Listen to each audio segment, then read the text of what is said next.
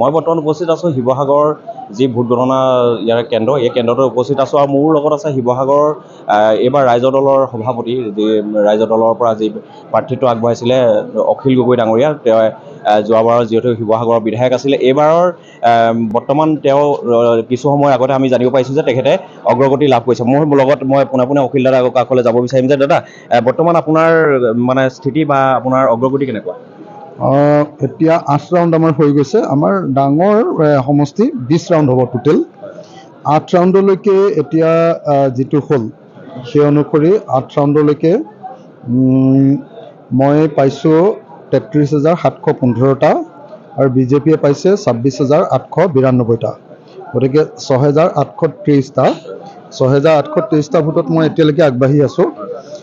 কিন্তু তদুপৰি আৰু আছে পোষ্টেল বেলটখিনি।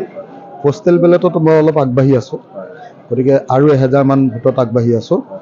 তো গতিকে 7,500 8,000ৰ ভিতৰত এতিয়া মই আগবাঢ়ি আছোঁ। আৰু মোৰ এটা পঞ্চায়তত যোৱাবাৰো বেয়া হৈছিলে 21 চনতো, সেইটো হ'ল দিচাংমুখ মিচিং অঞ্চলটো।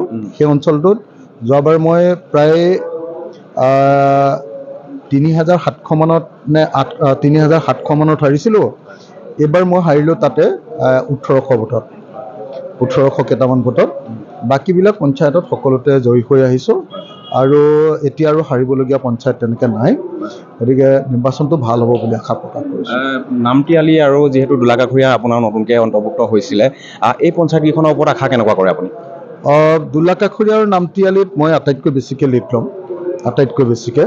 গতিকে সেই দুটা যিহেতু আপোনাৰ এটা আহিছে নাজিৰাৰ পৰা, এটা আহিছে আমগুৰিৰ পৰা, আৰু আমগুৰিৰ পৰা অহা গোটেইবিলাক পঞ্চায়ততে লিড লৈ আছোঁ।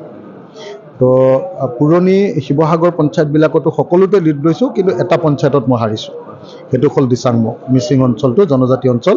সেই অঞ্চলত মই হাৰিছোঁ। সেই অঞ্চলত মই ক'লোৱে যে যোৱাবাৰ যিমান ভোটত হাৰিছিলোঁ তাৰ আধা ভোটত এইবাৰ হাৰিছোঁ।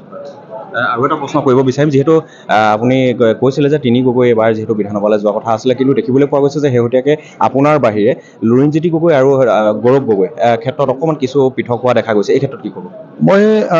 মই এতিয়ালৈকে চব চাব পৰা নাই, যিহেতু ইয়াত কাউণ্টিঙত ঘূৰি আছোঁ।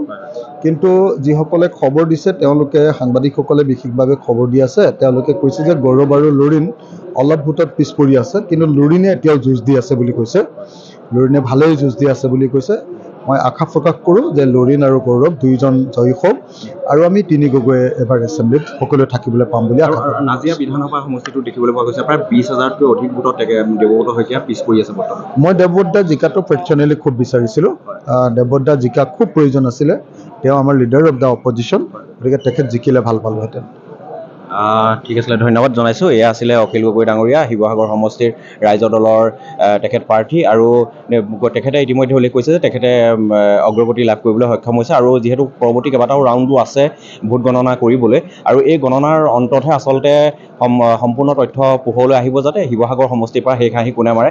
ইতিমধ্যে গম পাইছে যে নাজিৰা বিধানসভা সমষ্টি যিটো আছিলে, ময়ূৰ বৰগোহাঁই ডাঙৰীয়া ইতিমধ্যে যিটো 20,000তকৈ অধিক ভোটত তেওঁ অগ্ৰগতি লাভ কৰিছে, গতিকে সেইমতে ডিমৌ সমষ্টিৰ পৰাও সুশান্ত বৰগোহাঁই অগ্ৰগতি লাভ কৰি আছে, আৰু শেহতীয়া খবৰ আপোনালোকক আমি জনাই যাবলৈ চেষ্টা কৰিম। যিকোনো খবৰৰ বাবে যোগাযোগ কৰক আমাৰ এই নম্বৰত 9181 307 221।